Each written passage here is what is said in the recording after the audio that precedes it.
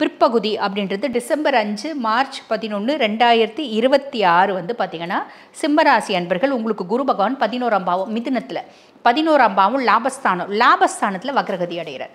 ஒரு விஷயத்த ஒரு சிம்மத்துக்கிட்ட கொடுக்குறதோ மற்ற ராசிக்கிட்ட கொடுக்குறதோ சிம்மத்துக்கிட்ட கொடுத்தா ஒரே ஒரு குறை கூட மற்றவங்க சொல்லாத மாதிரி பர்ஃபெக்டாக செய்வாங்க.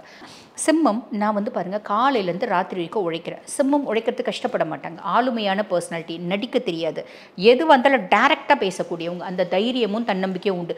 தப்பே செஞ்சால் கூட ஆமாம் நான் தப்பு செஞ்சேன், தப்பு செய்யறதுக்கு எல்லாருக்கும் தைரியம் இருக்கும், அதை ஒத்துக்கிறதுக்கு யாருக்குமே தைரியம் இருக்காது. அதாவது சிம்மத்துக்கு அந்த தைரியமும் இருக்கும். ஆமாம் நான் தப்பு செஞ்சேன், என்ன இப்போ தெரியாமல் செஞ்சுட்டேன், இப்போ நான் மாற்றிக்கணும்னு நினைக்கிறேன், நீ ஏன் என்னை வந்து திருப்பி சொன்ன தப்பையே வந்து குத்தி காமிச்சிட்டு இருக்க, இப்படி வாதாடக்கூடிய பர்சனாலிட்டிஸ் யார் அப்படின்னா சிம்மம் அப்படின்னு சொல்லலாம்.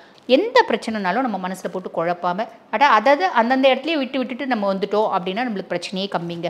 ஸோ இந்த குரு வக்ர பயிற்சி காலகட்டம் முற்பகுதியிலையும் பிற்பகுதியிலும் சின்ன சின்ன விஷயங்கள் நான் உங்களுக்கு சொல்லியிருக்கேன்.